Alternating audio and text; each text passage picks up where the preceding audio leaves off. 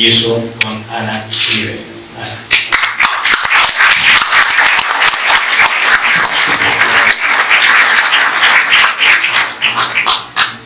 Buenas tardes a todos.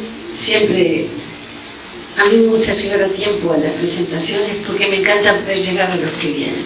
Porque es un regalo que nos hacen siempre. Así que jamás me permito llegar tarde por esa razón. A mí me pasa lo mismo. ¿Verdad? Pero a él se le cruza algo en el camino, siempre termina llegando tarde. Pero de verdad muchísimas gracias a todos y cada uno por venir, porque le dan a uno una alegría y le hacen un regalo con su sola presencia. Así que hay muchas autoridades aquí, no puedo dejar de mencionar al 2 veces presidente de este país, el doctor Sanguinetti, es siempre un honor que nos acompañe, y a todos y cada uno de ustedes, todos son presidentes en mi corazón. Gracias por estar.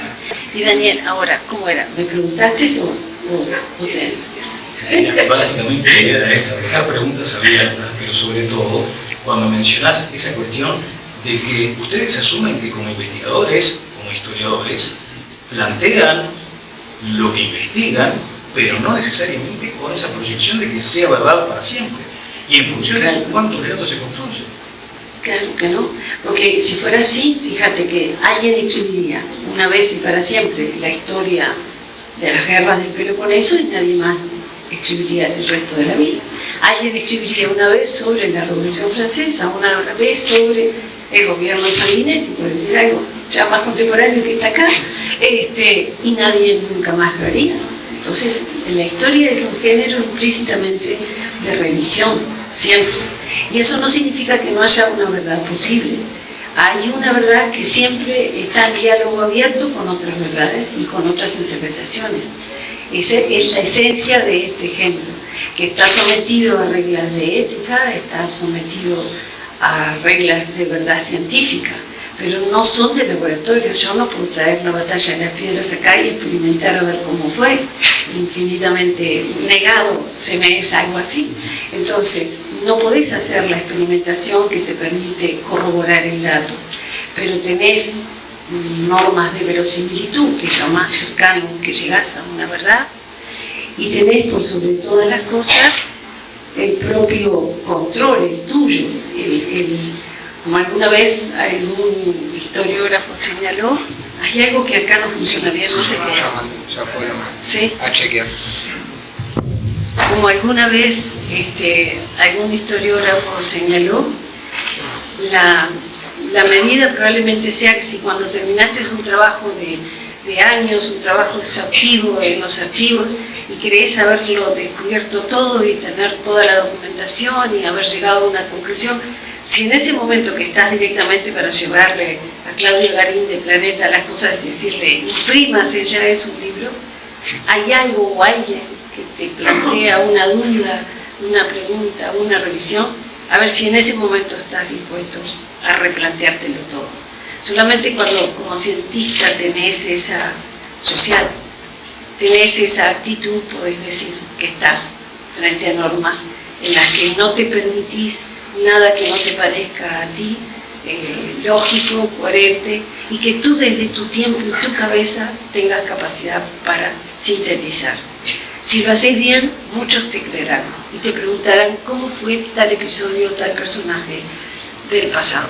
Eso no quiere decir que no pueda revisarse, ni siquiera que tú mismo te revises luego con el tiempo, porque eso a veces nos pasa.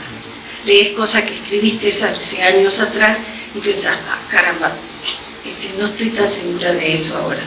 Yo, por ejemplo, ahora que he pasado por una experiencia de gestión dentro de un gobierno, algo que nunca antes había hecho, porque jamás tuve un cargo público, ni un cargo de gestión, ni un cargo político, pienso que no sé qué clase de historiadora seré cuando termine esto, si es que vuelvo a hacerlo, y espero que sí, porque te da un aprender de la vida y de las cosas, y del mundo político y de los actores políticos, y sobre todo del poder y de su esencia. Te da una experiencia que no sé si volveré a escribir de la misma manera o elaboraré los conceptos de la misma manera. Ahora, eso no significa que yo no sepa, como lo sabe Gerardo, eso que te dije en aquel momento. Todos los documentos son a la vez falsos y verdaderos, porque No hay militar que cuando hace un informe de batalla no exagere el número de muertos del enemigo, no exagere las dificultades que él tuvo, e incluso no recarga a veces algún número de tropas del otro que tenía enfrente. Lo ves en la Edad Media, lo ves en el siglo XIV, XV, porque ¿qué es lo que haces cuando escribís pensando en que es un documento que dejás para los tiempos? Querés quedar lo mejor parado posible. Y no es que lo hagas con deshonestidad, a veces lo haces creyendo que sos sumamente honesto, pero tratás de defender lo que hiciste, tratás de defender tu gestión, manifestás las dificultades que tuviste, que de pronto tú mismo las agigantaste. Ahora, cuando escribís íntimamente y pensás en que nadie más que tú te está escuchando leer en voz alta, quizás el tenor sea distinto. Nosotros distinguimos cuando un documento es de origen íntimo a cuando es un documento destinado al uso público. Hay un tono y lo sabemos ver. Todos son a la vez falsos y verdaderos. Si tú me dirás, ¿es verdadero el diario íntimo y es falso el parte de batalla? No, ambos son verdaderos y ambos son falsos. Porque siempre todo el mundo está retratándose para los demás, porque somos seres sociales, o retratándose para los tiempos, porque vivimos en el tiempo y nadie quiere irse del todo. La posteridad es como el último hilo que te queda para estar presente cuando ya te fuiste. Y luego, todos son verdaderos porque aún un documento falsificado, el proceso al que descubrimos como documento falso, encierra una cuota de verdad. ¿Quién quiso hacernos creer esto, que es mentira, y que lo plasmó y falsificó un documento? ¿Cuál era la verdad detrás de esta intención de falsificación? Entonces, es un material extraño el del pasado, porque el pasado es un país extraño. Eso es una frase que nos escucharán repetir muchas veces. Y es extraño porque no estuviste ahí, es extraño porque las personas de cierta edad que están aquí hoy concordarán conmigo en que a medida que uno crece, como se dice ahora muy eufemísticamente, porque está prohibido decir vejez, viejo y todas esas cosas, estamos tan asquerosamente políticamente correctos que yo ya no soporto más nada. Perdón, él es exactamente. Pero bueno, a medida que nos vamos poniendo más viejos, vamos a decir la palabra, nos vamos tornando más ajenos al mundo. No, él se niega, dice que yo no puedo hablar de él. ¿Cómo?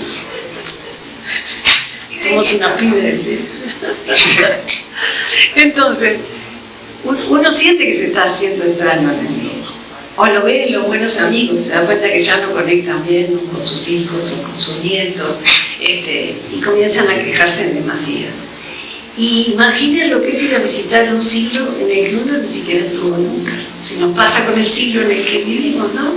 En el que uno no estuvo nunca, puede llegar a ser terrible. Si son 2 siglos atrás, ni te cuento. Te cuesta mucho entrar, entras con dificultad y entras aprendiendo las reglas, entras aprendiendo la sintonía, la voz. Una vez Gerardo me dijo, conversando hoy, lo recordaba en una entrevista, este hombre me pasea por todas las radios y televisiones, Gerardo es más vivo y le enseñó. Y hoy justo hablando lo recordé y me encantó recordarlo. Un día estábamos hablando y yo dije, no, porque para mí el siglo XIX es un siglo, yo ese lo entiendo. Y Gerardo me dijo, yo el XX le entiendo todo, pero llegar a ese, le entiendo las coordenadas, conozco los personajes, sé cuáles fueron los grupos, puedo entender globalmente la cosa, después me detengo en un dato nuevo, porque el nuevo lo tengo que instalar, pero tengo más o menos un friso y un fresco en el cual sé cómo van las piezas. Eso a mí me pasa con el 19, a Gerardo con el 20. Cada historiador elige su tiempo. No el de vivir, yo elijo este. El 19 fue medio salvaje para la mujer.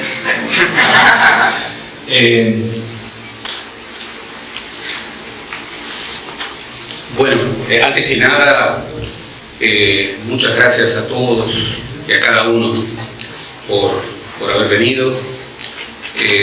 Finalmente eso es lo que hace que valga la pena, el lector, la audiencia, porque, y acá hay una primera definición muy importante, cultivamos una disciplina científica que tiene varios milenios, no creemos ya que sea mater magistra, pero estamos aferrados a reglas y estamos aferrados a una pulsión de verdad, pero no hablamos de un discurso de la verdad. Y eso es muy importante, porque los auditorios, cuando escuchan a los historiadores, creen que los historiadores monopolizan el relato del pasado y que lo registran desde una dimensión de verdad. Y bueno, esa perspectiva no resistiría ninguna interpelación de lo que es ciencia de manera efectiva. No la resistiría. Nosotros no hablamos desde un discurso de la verdad. Nuestro objetivo es otro, que creemos más interesante, que es producir conocimiento crítico respecto del pasado, con muchos documentos que presentamos y con muchas preguntas que también presentamos, porque allí hay una teoría, hay un modelo teórico metodológico, y lo hacemos no para que de alguna manera eso se aterrice como la verdad revelada. Yo me acuerdo que cuando empecé a investigar, un amigo me dijo, pero vas a investigar historia uruguaya, está todo investigado. Una barbaridad. Yo a mis alumnos lo que les digo es, está todo por investigar. Pero precisamente, yo no sé por qué Ana se pregunta que después de su experiencia política en un gobierno no sabe si va a ser historiadora. Fíjense si Pibel hubiera hecho esa pregunta. Si el venerable Eduardo Acevedo se hubiera hecho esa pregunta. No, si no voy a hacer la misma, dije. No seas pequeño. Bueno, la misma no vas a hacer. No vas a hacer. Nunca somos los mismos. Pero que hay que recuperarla para la historia, por supuesto. Muy bien. Por muchas razones. Muchas.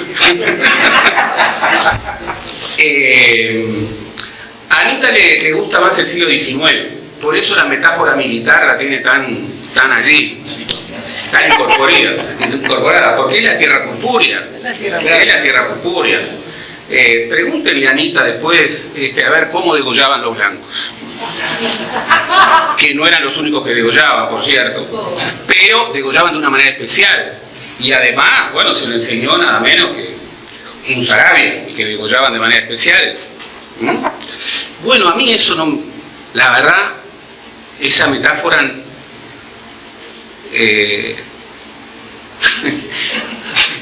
yo extraño el siglo XX, que la verdad tiene pocas cosas para extrañar, pero en el Uruguay, no sé a cuál le tocó el peor siglo. Tal vez lo extrañamos porque estamos en el siglo XXI y ahí convendremos que ninguno de los aquí presentes entiende qué está pasando. Y darse cuenta que las categorías, que los conceptos, que los valores que nos ayudaron a entender un periodo, de pronto parecen ya no servir más. Es una actitud, primero, de honestidad, en el caso de un intelectual, de honestidad intelectual, y es una pulsión que debe primar. Por eso, por supuesto que las visiones del pasado no son eternas. Por supuesto. Y por supuesto de que es una pretensión vana pensar que uno plantea un discurso de la verdad. Primero, documentos. Y nosotros tenemos la doctrina de Pibel. Pibel siempre decía, los mejores documentos hay que guardarlos para la réplica. Pero yo siempre me quejo. Ahora la réplica se hace, o la verdad no vale la pena hacerlo, contra gente que agravia antes de leer y que no tiene ni medio documento para presentar. Simplemente agravia. ¿Por qué? Y bueno, porque alguien lo libretó para agraviar. Bueno, Por suerte hay otra gente, que construye desde la lectura, pero lo primero que tiene que hacer un historiador hoy es pinchar ese globo. No administramos la verdad sobre el pasado, ni siquiera cultivamos la única disciplina que tiene como objeto de estudio el pasado. Producimos conocimiento crítico, seguimos invitando a esa aventura fascinante que es meterse por el otro lado del espejo y viajar en el tiempo. Pero antes se escondían los trucos, ahora ponemos todos los trucos arriba de la mesa para discutirlos con el lector. Eso es, y eso está en el libro, vivir la historia y escribir historia como historiografía, que es un concepto clave. Hoy hay que escribir historia como historiografía. Hay que inscribirlo en una época, hay que escribirlo en un relato. No hay que tener pretensiones exageradas. Hay que ser el principal crítico de su propia obra. El crítico más agudo del tomo 4 de la historia rural del Uruguay moderno, yo lo conocí, fue mi maestro, era José Pedro Barranz. Y hay algunos que 14 años después de su muerte lo increpan por lo que escribió en el año 71 y que él había criticado acerbamente. Lo que pasa es que no se lee, ¿no? Y eso es muy impresionante, porque entre otras cosas comienza a colarse poco a poco la idea que para hacer política el ser culto no importa. Y yo creo que eso nos debilita enormemente.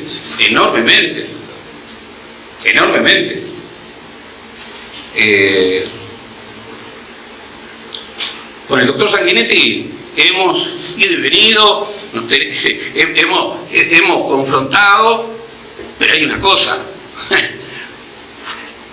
él lee, está al día, discrepamos, tenemos oficios distintos, pero él lee. Cuando uno ve otras generaciones de dirigentes políticos, bueno, no deja de tener un impacto aterrador, porque la marca cultural, por suerte, el soberano de una democracia es el pueblo, no es un tribunal de concurso elegir a un presidente, ¿no? Y que nos salve por favor de la sofocracia, no, nada del gobierno, que nos salve del gobierno de cualquier corporación, del gobierno de los sacerdotes, del gobierno de los militares. No. Al gobierno lo elige el pueblo, el soberano. Y por supuesto que se puede equivocar, pero lo elige el soberano. Y después hay que exigirlo. Por eso, el libro es una señal de puente. Pero ojo, para construir el puente hay que legitimar el conflicto, hay que legitimar la diferencia de opiniones, hay que reivindicar sobre todo la libertad y la escucha del que no piensa como uno, del que piensa exactamente distinto. Una sociedad donde se establecen puentes con los parecidos es una sociedad poco democrática. Una sociedad es democrática cuando legitima la diversidad de opiniones, y esa diversidad de opiniones confronta, no enemigos. La lógica amigo-enemigo no es la lógica democrática. En democracia tenemos adversarios y podemos tener muchas diferencias, pero después somos del mismo hincha, somos hinchas del mismo club. Respecto al fútbol, quiero celebrar que, así como en el año 76 Defensor ganó y dio la vuelta olímpica al revés, yo creo, no sé qué se pensará, pero me parece que Liverpool este año no le saca a nadie. No le saca a nadie. A Liverpool no le saca a nadie el campeonato. Y,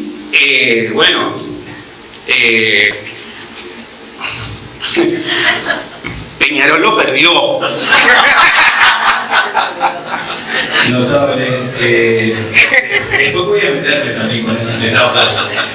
Simplemente, Anita, un comentario. Y después, obviamente, abierto a lo que ha dicho Gerardo. Lo estoy reservando a Pablo para las conclusiones finales, prácticamente, ¿no? Pero vos en un momento en voz baja dijiste, no sé a quién le tocó el peor siglo. ¿Por qué lo dijiste? Y préstame mucho. Bueno, porque por aquello de que el siglo sobre el que básicamente escribo es el 19 y Gerardo dice yo me siento más cómodo en el 20, el 19 es, como dijo Gerardo, el siglo de la tierra purpúrea que tan bella y dolorosamente Hudson describió, Hudson absolutamente enamorado de aquel país en gestación recién, éramos más que nuevo en gestación y todavía con dudas sobre la viabilidad que como país podíamos tener, y él se enamoró perdidamente de esta tierra y de todos y cada uno de los personajes que describió después tan bellamente en la tierra purpúrea, pero la llamó purpúrea y no porque florecieran las santarritas en septiembre, la llamó purpúrea porque estaba ampliamente regada de sangre oriental que se derramaba con la misma generosidad que se derramaba la sangre animal, a lo que tampoco se lo respetaba demasiado. Entonces, ese siglo brutal y salvaje es en el cual me especialicé. Yo, que no quiero ver derramar la sangre de nadie, tampoco la de los animales. Sin embargo, bueno, fue el siglo que terminé sintiendo como propio en el momento en que voy a escribir. Es muy salvaje, sí, pero en ese siglo se conquistaron las bases necesarias para la convivencia democrática, para esa democracia del siglo XX que nos enorgullece tanto. Hay que saber buscar y ver entre los borbotones de sangre, los borbotones de pensamiento que el siglo XIX tiene, de realización, de apuesta al diálogo que también lo tuvo. Pero es un siglo muy cruel. A mí me ha pasado de leer cosas en los documentos y tener que parar y salir un poquito a tomar aire. No solamente la descripción de la técnica del degüello de la Sarabia, que consiste en tener firme este dedo y metérselo ahí en la nariz y situarse en el lado de atrás. Wow. Automáticamente todo el mundo hace así. A todos les gusta el siglo XIX, ¿verdad? Pero no eran los únicos que degollaban, Gerardo, degollaban todos. Solo que viste que Uribe era prolijo y papelero, entonces levantaban acta y ahí quedaron todos los degollos. O sea, nada, no es que haya degollado más que otro, todos degollaron. Fue un ciclo brutal, al que, insisto, yo le conozco las pautas bastante bien. Gerardo prefiere el 20, pero yo no sé si fue más o menos cruel que el 19. Te pones a pensar, tantas concreciones, pero tenés que ver todo en fresco de época, bueno, desde la bomba de Hiroshima, la minifalda y los Beatles como telón de fondo, pero sobre eso, crueldades mayúsculas también, ¿no? No preciso nombrar el Holocausto, no preciso nombrar una larguísima lista de guerra. Entonces no sé qué siglo es el mejor. Y mirá cómo empezó. Mirá cómo empezó y cómo estamos. Entonces de verdad tengo la duda, no era una acotación irónica. No sé cuál de los dos es peor. Si el corto siglo XX, como dijo Hobson, el largo, interminable y sangriento del siglo XIX.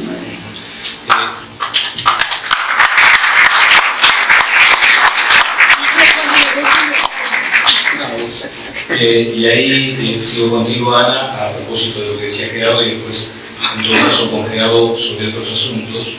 Decía Gerardo, por suerte hay otra gente, ¿no? Y apelando otra vez a la metáfora deportiva, que es la que más conocemos, pero ¿cómo va ese partido? ¿Cómo va ese partido de esa otra gente en relación a los que sin leer van al agravio? Y dijiste algo además, el impacto aterrador de que las nuevas generaciones políticas no lean. ¿Qué está en riesgo allí entonces? Sin querer tampoco ser grandilocuente, ¿qué está en riesgo? Las instituciones de la democracia, los partidos, el sistema, ¿qué está en riesgo si esto que describe Gerardo como aterrador se concretará? Mira, este es un libro que gira sobre las palabras, ¿no?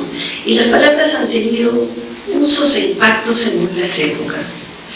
En el mundo griego la palabra era una palabra oral, ¿no? El ágora era el sitio donde se iba a escuchar y a conversar. En el mundo medieval la palabra es fundamentalmente manuscrita.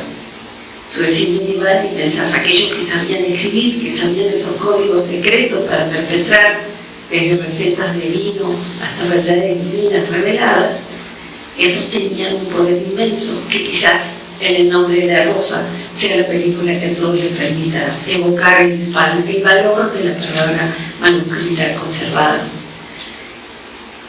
A partir de la imprenta, y sobre todo en lo que identificamos como la ilustración, la palabra impresa, ya más democrática, ya más al alcance de todos, ya más fluida por el molde, la letra del molde, instala la racionalidad e instala una palabra extendida, masificada.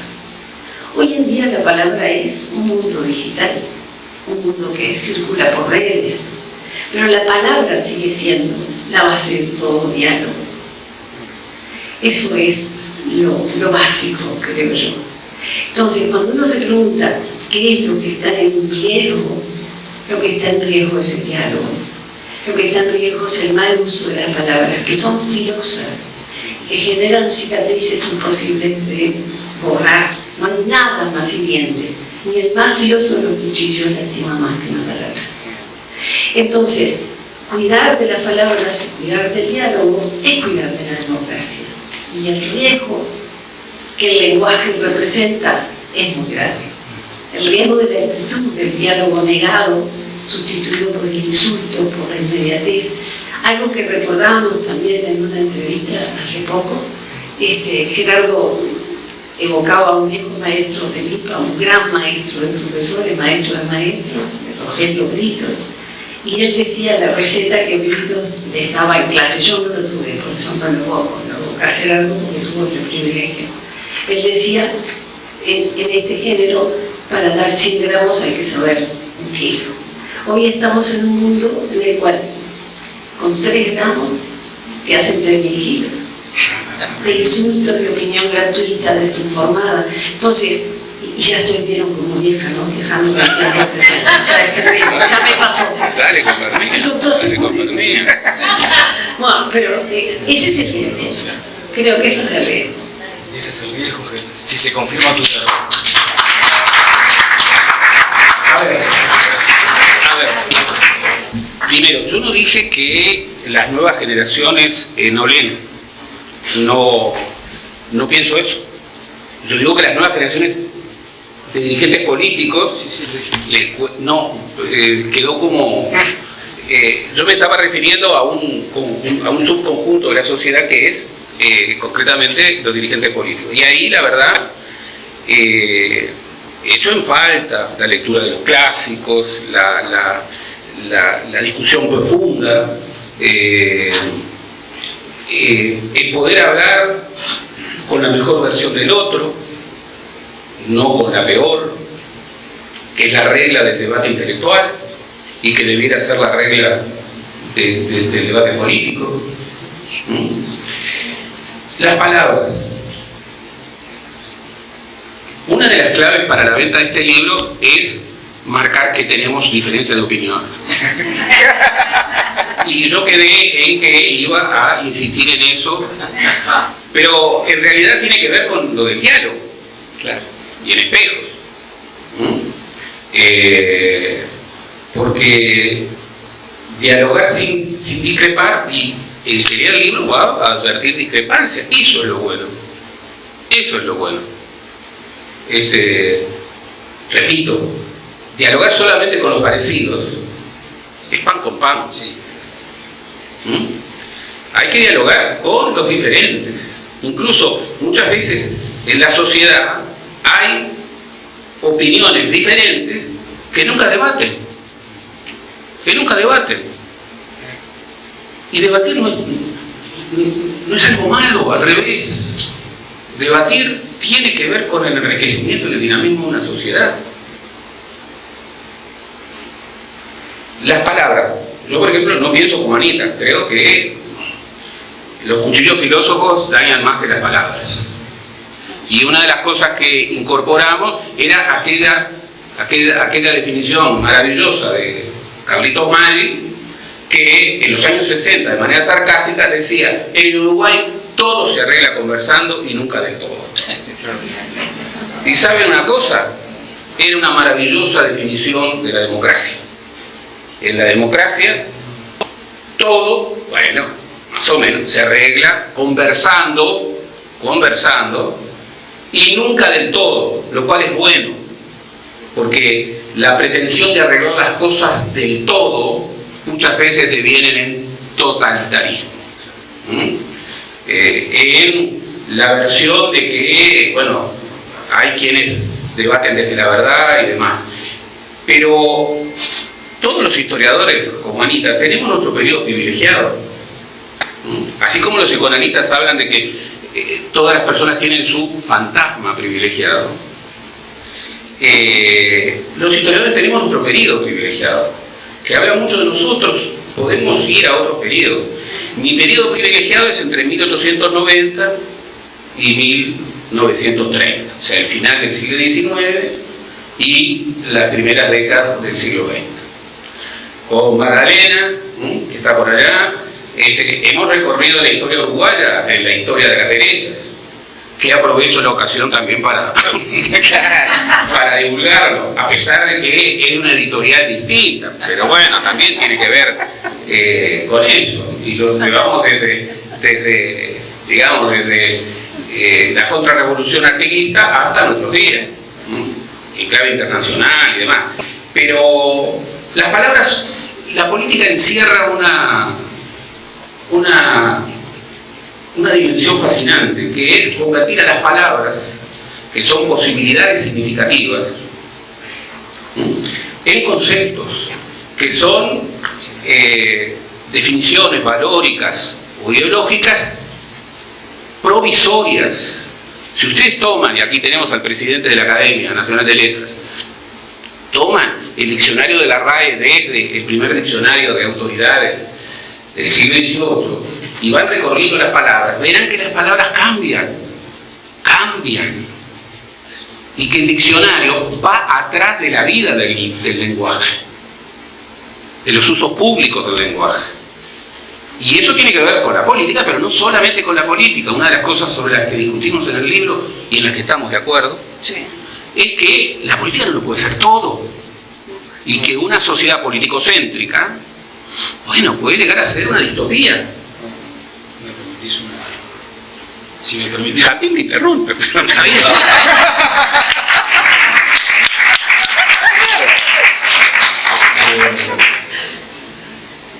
Gerardo, te escuché con suma atención y quería justamente ir interactuando. Creí que había redondeado, podés continuar. Será un honor escucharte. No. Pero también hoy mencioné específicamente lo que vos habías señalado, y es que hay un impacto aterrador, en términos caracterizados, ya que estamos hablando del poder de las palabras, sobre los políticos nuevos, que pueden estar generando un estado de cosas distinto. Entonces, creo que hay cierta coincidencia en entender que hay asuntos que hay que atender. Por ejemplo, cuando se habló de la crisis política o institucional, se decía: cuidado con esto porque hay cierta inexperiencia de las nuevas dirigencias políticas. Cuidado porque podemos estar asistiendo a una crisis de élites. Cuidado porque estamos quedándonos sin líderes. A eso apuntaba también, pues yo quería agregar este comentario para que siga desarrollando eso, y luego con Anita, desde ya. Bien, es el problema del presente que siempre se cuela. Y lo hacen ustedes en el libro. Por supuesto, porque además de historiadores, somos ciudadanos. Somos muchas cosas. No somos nuestro oficio. No somos nuestro oficio. Siempre me encanta citar a León Felipe, que dice: no somos nuestro oficio. Nuestro verdadero oficio es aquel que hace al hombre o a la mujer más hombre o más mujer, más persona. Y eso es muy importante, porque somos muchas cosas al mismo tiempo. estamos en un tiempo muy difícil, muy difícil. Y la verdad que el Uruguay mantiene algunas condiciones que tiene que preservar. La condición de democracia de partidos es algo realmente, es un patrimonio extraordinario, que hay que cuidar. Tal vez seamos la única democracia de partidos que queda en América Latina. Y en Europa, ¿cuántas democracias de partidos están pujantes? Más o menos. Bueno, nosotros tenemos una democracia de partidos.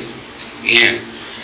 Por supuesto de que el agravio, el insulto, los anónimos cobardes vía las redes, que por supuesto ni ella ni yo tenemos. Ninguna. Ninguna. ¿No es amputarse eso? No, amputarse. Mercedes me cuenta lo que preciso, ¿verdad, Mercedes? No es amputarse. Yo entiendo que un periodista tiene que tener redes. Tiene que tener redes. Yo entiendo que un dirigente político tiene que tener redes. Tiene que tener redes.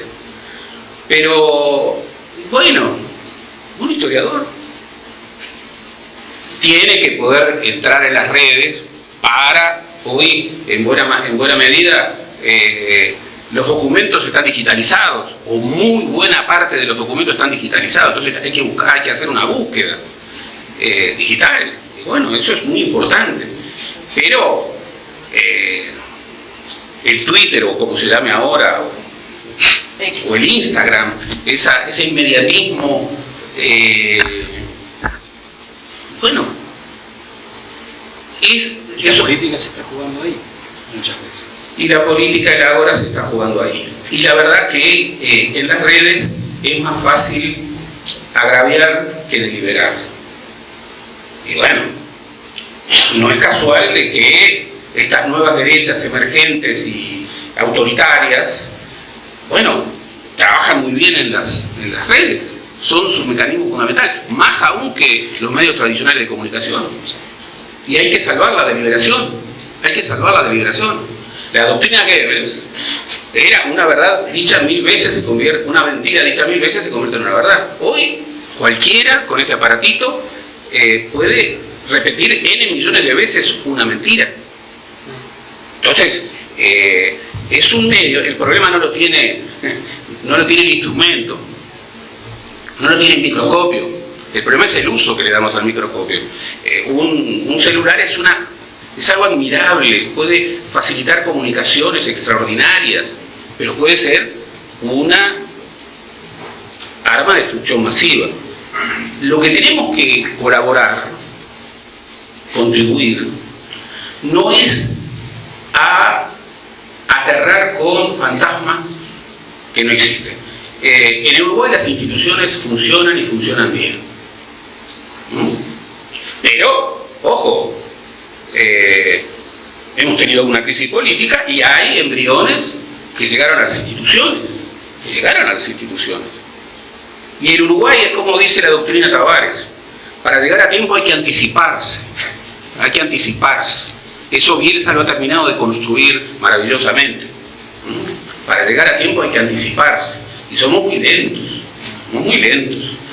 Y yo lo que quiero es reivindicar el diálogo, reivindicar los puentes, pero reivindicar los puentes desde la celebración de la diversidad de opiniones, no desde un mundo frutillista en donde todos piensan lo mismo y es vano y es vacío. No, discutiendo asuntos complejos en donde son admisibles visiones distintas. Celebrar la diversidad, no tolerarla simplemente, celebrarla. Y terminar sabiendo de que la discrepancia más dura, bueno, es bueno que termine en un abrazo.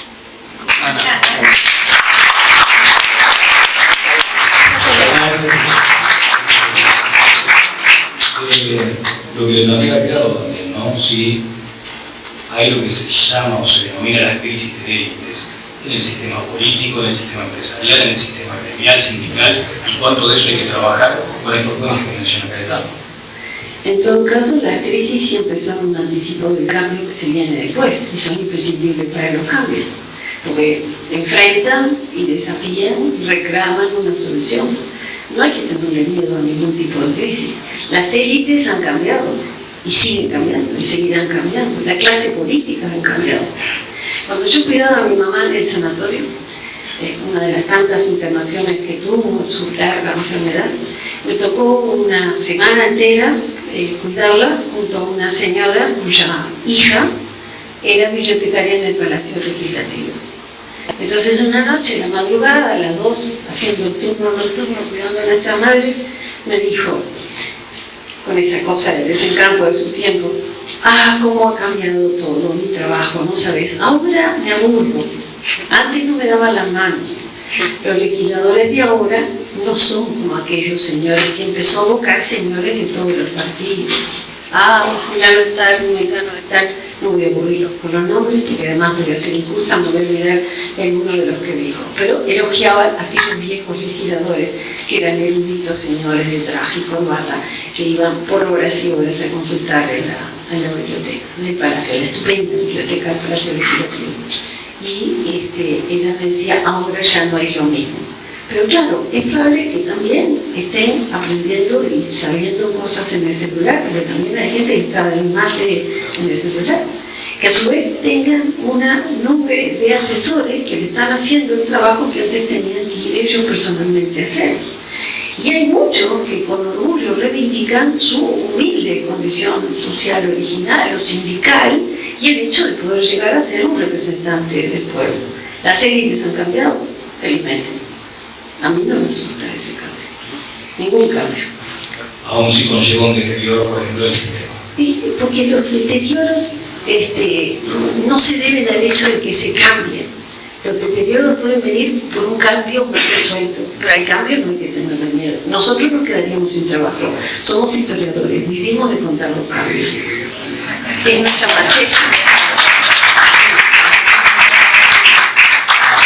¿No se escucha? Sí, ahora estamos un poco mejor, pero vamos a encontrar eso. Sí, perfecto. Si quieren, vamos a usar este entonces y dejamos ese descartado. Bien. Gerardo, hace poco volví a ver la foto que todos conocemos, la del presidente Sanguinetti, Mujica, de la calle Herrera. Y uno dice, ¿cuánto de eso permea hacia el común de gente? Que estamos hablando de un estado de equipación que ustedes inclusive aquí tienen como menciones muy específicas a esos liderazgos tan potentes. Por eso, hay que insistir también con eso, ¿no? Ustedes lo plantean en el libro. Hubo liderazgos muy fuertes, controversiales, que hasta hoy se discuten. Y después vemos esa foto de la que todos nos enorgullecemos. Miren, esto es Uruguay. Ahora, ¿vale la foto si después nos premian? No, las fotos solas no valen. Pero, bueno, en un continente donde el presidente saliente no le entrega la banda al presidente entrante, que los expresidentes puedan convivir, puedan conversar, puedan discutir desde la diversidad, no disfrazándose de parecidos, sino debatiendo de manera importante. Bueno, es una señal importantísima, importantísima. ¿Se imaginan ustedes? Bueno, ya sabemos el ejemplo. ¿Se imaginan a Cristina, a Alberto, a Milei, a Macri, juntos? Bueno, eso también es una dimensión del liderazgo. El liderazgo es un espejo público. Es un espejo público. Ahora, don Pepe y Herrera no se hablaban. Y Herrera lo retó 2 veces a duelo. Y las 2 veces, por circunstancias diferentes, no salió. Y bueno, el doctor Sanguinetti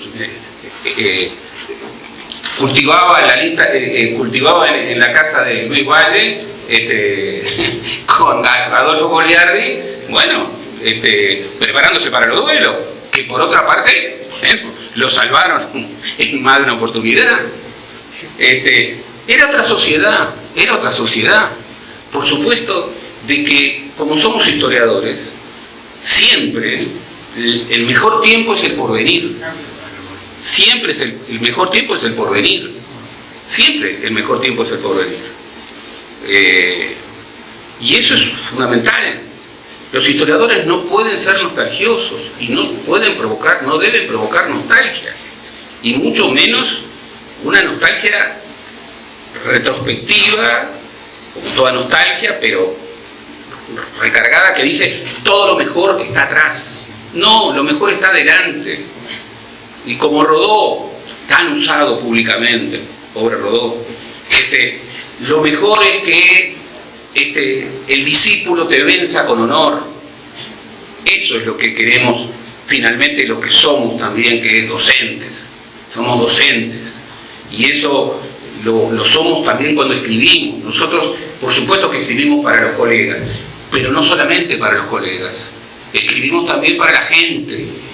Y queremos encontrar el eco de los lectores. A nosotros nos importa eso. Por eso, verdaderamente, creo que hay que asumir los tiempos que vivimos, no hay que convocar a la nostalgia, hay que contribuir a la sociedad, y este libro lo que ha querido ser es eso, y no desde un diagnóstico de grieta o de crisis institucional, no, desde un diagnóstico de contribuir.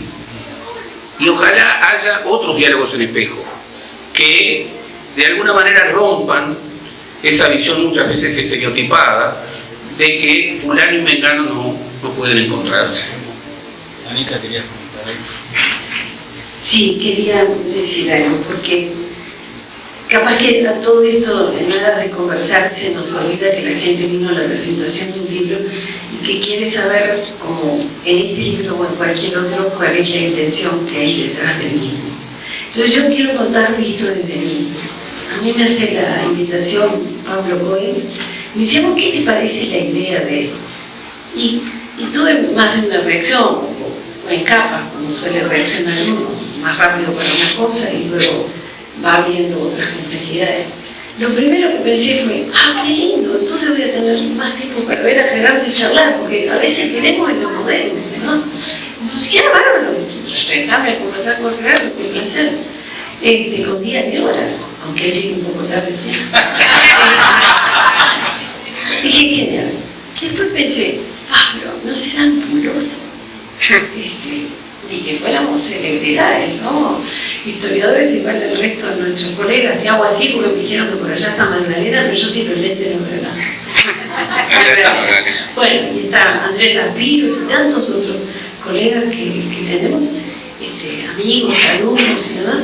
Entonces, me daba un poco de pudor. Y después dije, pero es cierto, la gente de pronto no sabe que somos amigos de hace tantos años, que nos queremos tanto. Y debe ser bueno que lo sepan, porque siempre es bueno, y no fue lo primero que pensé, porque hubiera sido un libro muy bobo si cualquiera de nosotros hubiera hecho esto por expreso, pensando en dar un mensaje moral. Hubiera sido un libro de autoayuda de historiografía. Autoayuda social. No, ninguna de esas ampulosidades. Lo pensamos como una consecuencia probable, y ojalá que fuera así.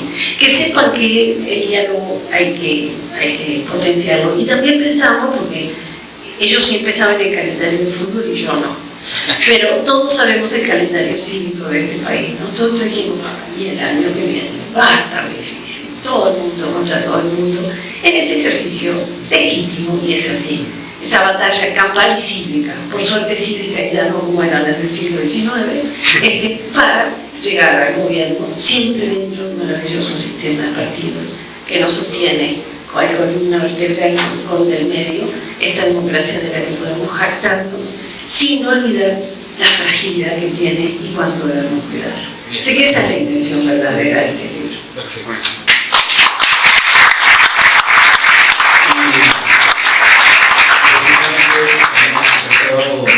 En este momento para conocer exactamente desde el lugar del autor los propósitos del libro, y claramente es Pablo el que ahora nos va a decir si está satisfecho con el trabajo, si logró aquellos cometidos y precisamente de aquí para adelante.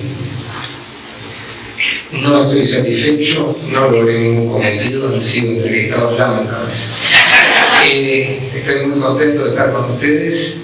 Gerardo se ha quejado de que los dirigentes políticos, yo no soy dirigente político, no leemos, yo voy a leer, vayan poniéndose cómodos, son 227 páginas, leo rápido, pero calculo 1 hora y cuarto, Claudia, ¿te parece bien? Bueno, gracias por venir, gracias a los hermanos Castro, que hubo, Nelson Castro y Daniel Castro, y gracias a los hermanos Ana Ribeiro y Gerardo Gaetano. Ya voy a hablar de ellos más entendimiento, pero sobre todo gracias a todos por haber venido. Durante la escritura de este trabajo que hoy nos convoca, 2 libros muy distintos volvieron a mí. En primer lugar, Pensar el siglo XX, que reúne una serie de conversaciones extraordinarias entre Timothy Snyder y Tony Schultz, un historiador por cuya calidad moral, intelectual y estilística siempre sentí una admiración profunda. Y en segundo lugar, Otras voces, otros ámbitos, mi novela favorita, escrita por Truman Capote, que comienza con una hermosa cita del libro de Jeremías y en una de cuyas páginas interiores se puede leer: era como si su mente fuese una isla en el tiempo y el pasado el mar que la rodeaba. Esa frase, naturalmente condicionada por el espíritu mágico que encarna, me rondó constantemente durante los 600 días en que junto a la doctora Ana Ribeiro y al doctor Gerardo Gaetano creamos estos diálogos en espejo. Un libro que, como cualquier otro, debería poder defenderse solo y respecto del cual, por lo tanto, me parece que lo más importante es agradecer. ¿A quiénes? Y mejor por atrás decirlo un poquito mejor. En primer lugar, a las 2 personas que, por su erudición, su capacidad pedagógica, su honestidad intelectual y su nobleza personal, te voy a lograr, no te preocupes, hicieron que el libro valiera la pena. Gerardo y Anita, para quienes pido un fuerte aplauso.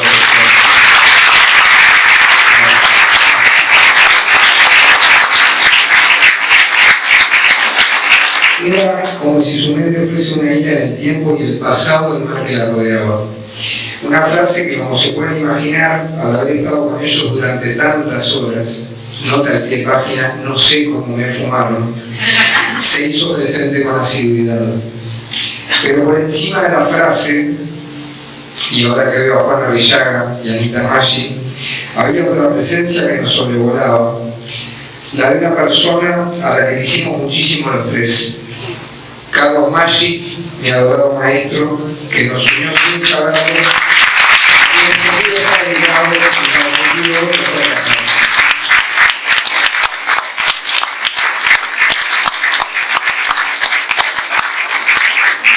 Diálogos en espejo, que es posible gracias a Planeta y muy especialmente dentro de la editorial a Claudia Garín, verdadero factotum del proyecto. Otro aplauso. Otro aplauso.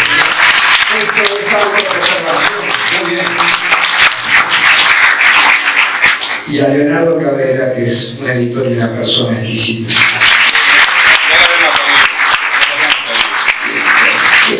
Porque no voy a reproducir.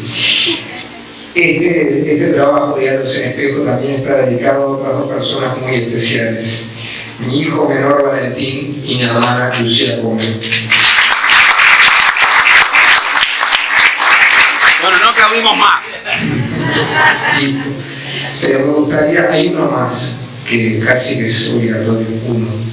Me gustaría que toda mi familia reunida hoy aquí, desde mi joven abuela Greta, ahí está.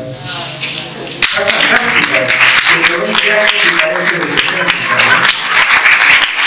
Mi joven abuela Greta hasta Valentín, pasando por mis padres y sobre todo por mi esposa María y mi hijo mayor Alfonso, supiera que siempre fui consciente, aunque tal vez no lo haya expresado como corresponde, de lo afortunado que soy por pertenecer a ese núcleo sagrado. También soy un afortunado por tener amigos muy dulces, muy cariñosos y muy pacientes. algunos de los cuales me impulsan permanentemente con sus consejos, tanto de lo personal como de lo profesional. En las personas de Marcelo Cosa, de Guillermo Salón y de Marcelo Mercant, quisiera simbolizar ese agradecimiento. Es importante que ustedes sepan que en estos 600 días me sentí muy feliz de participar de los códigos hondos de una relación en la que ninguna diferencia, como decía antes Gerardo, se incúa, por la sencilla razón de que la hermandad entre Gerardo y Ana es más fuerte que cualquier diferencia. Pero antes de seguir hablando de ellos y de diálogos en espejo, debo hacer una aclaración. Siento que no entre todos mis libros, pero sí entre algunos, especialmente los últimos, hay un hilo invisible formado por la atmósfera, por el propio género de la entrevista, por las aficiones en común de los entrevistados, por el tema o por el lugar que la sociedad les ha asignado a cada uno de los protagonistas de, por ejemplo, me vi una historia hablada, El hambre y la gloria, Todo un país detrás y Habla Julio. Junto al agradecimiento al entrañable cabo Pato Aguilera, me gustaría, por lo tanto, dedicarle el aplauso que se merece al 2 veces presidente de la República, Julio María Semínez.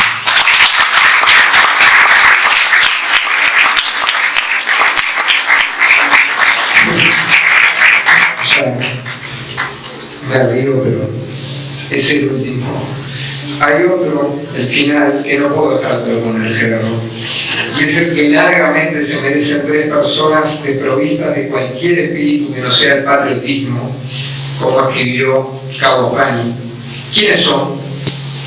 Rafael Radi, Fernando Pani y mi padre Enrique.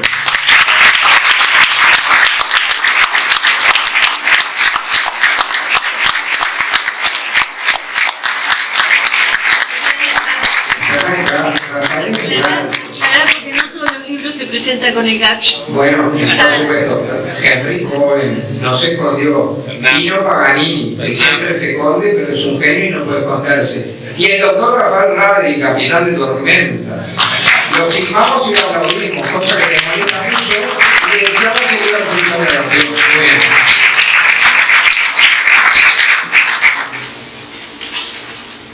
Cada uno de los libros que escribí, salvo 2 institucionales pertenecientes a MEVIR y a la Fundación Pablo Echugarri, fueron editados por el diario El País. También con la gente del diario, particularmente con Martín Aguirre y mi entrañable amiga Ana Quesada, tengo una deuda de gratitud. Pero el libro que nos ha reunido ha sido Diálogos en Espejo. Hay alguien evitando el diálogo. Sí. Fue el monólogo. Hay problemas con el sonido, ¿no? Sí. Quizás este. A ver. Hola, hola. Qué hermoso. Bueno. No sé qué voy a decir. El libro que nos ha reunido aquí ha sido Diálogos en Espejo. Y yo les puedo asegurar que junto al invalorable aporte que realizó Nelson Castro en el prólogo, me enriquecí, y ojalá el lector también lo haga, con una serie de ideas que mientras conserve la memoria, querido Gerardo y Anita, vivirán en mí. Gracias a ustedes aprendí que solo vale la pena discutir con la mejor versión del otro, como antes decía Gerardo, preguntado por Daniel. Que la corrección política puede convertirse en una dictadura temible y ser tan incapacitante como liberticida. Que la incapacidad de juzgar propia del relativismo en el que vivimos puede ser peligrosa. Que el rigor no tiene pelos, que la naturaleza es más sabia que nosotros, que uno nunca deja de ser futbolista y que para dar 100 gramos hay que saber 1 kilo. Todo esto resulta especialmente significativo en una era en la que la pereza intelectual, la polarización, la posverdad y el sesgo de confirmación le han ganado al antiguo y fraterno arte de conversar. Una época en ocasiones confusa y distópica en la que daría la impresión de que hubiera caído en el olvido la enseñanza del Fustel de Coulonge, según la cual el hombre puede quizás olvidar el pasado, pero lo conserva en sí. Una época en la que nos parece normal que un aparente demócrata de derecha elogie a Javier Milei y que un aparente demócrata de izquierda elogie a un grupo de bárbaros que oprimen a su pueblo bajo el ropaje del fundamentalismo islámico, algo que no deberíamos olvidar a 2 meses de la masacre de Hamas.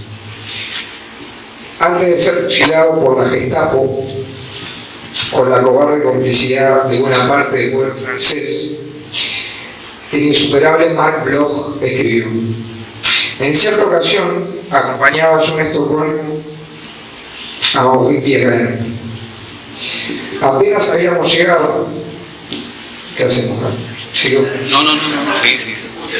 Bien, en cierta ocasión acompañaba yo en Estocolmo a Maurice Pierre. Apenas habíamos llegado cuando me preguntó: ¿qué vamos a ver primero? Parece que hay un ayuntamiento completamente nuevo. Comencemos por verlo. Después añadió, como si quisiera evitar mi asombro, dice Bloch respecto a Pierre: si yo fuera un anticuario, solo me gustaría ver las cosas viejas, pero soy un historiador y por eso amo la vida. Esta facultad de captar lo vivo es, en efecto, la cualidad dominante, dice Bloch, del historiador. Quizá esta facultad sea en su principio un don de las hadas que nadie pretendería adquirir si no lo encontró en la cuna, pero no por eso es menos necesario ejercitarlo y desarrollarlo constantemente. ¿Cómo hacerlo si no del mismo modo de que el propio Pigen nos daba ejemplo en su contacto perpetuo con la actualidad? Porque, agrega Bloch, el temblor de la vida humana, que exigirá un duro esfuerzo de imaginación para ser restituido a los viejos textos, es aquí directamente perceptible a nuestros sentidos. Yo había leído muchas veces y había contado a menudo historias de guerra y de batallas, pero conocía realmente, en el sentido pleno de la palabra conocer, conocía por dentro lo que significa para un ejército quedar cercado o para un pueblo la derrota, antes de experimentar yo mismo esa náusea atroz. Antes de haber respirado yo la alegría de la victoria durante el verano y el otoño de 1918, ¿sabía realmente todo lo que encierra esa bella palabra? En verdad, conscientemente o no, siempre tomamos de nuestras experiencias cotidianas, matizadas donde es preciso con nuevos tintes, los elementos que nos sirven para reconstruir el pasado. ¿Qué sentido, sigue hablando Bloch, tendrían para nosotros los nombres que usamos para caracterizar los estados de alma desaparecidos, las formas sociales desvanecidas, si no hubiéramos visto antes vivir a los hombres, Es en veces preferible sustituir esa impregnación instintiva por una observación voluntaria y controlada. Un gran matemático no será menos grande, a mi modo de ver, por haber atravesado el mundo en que vive con los ojos cerrados. Por eso Pierre no duerme, ¿no? Pero el erudito, que le gusta mirar en torno suyo ni los hombres, ni las cosas, ni los acontecimientos, merece quizá, como decía Pierre, el nombre de un anticuario útil. Obrará sabiamente, renunciando al de historiador. Más aún, la educación de la sensibilidad histórica no es siempre el factor decisivo, concluye Bloch. Ocurre que en una línea determinada, el conocimiento del presente es directamente más importante todavía para la comprensión del pasado. Si invoco este tributo a la grandeza de un oficio, no lo hago azarosamente, sino porque a mi lado tengo a dos personas que he intentado disfrutar sin mezquindades ni dogmatismos, básicamente porque como uruguayo nos han regalado no solo su conocimiento, su pluma y su interpretación de nuestra identidad, sino la llave de bóveda que nos permite contestar preguntas incómodas y vernos en el espejo, aunque con muchas menos informaciones. Muchas gracias, Daniel, muchas gracias, Gerardo y Anita, muchísimas gracias a todos.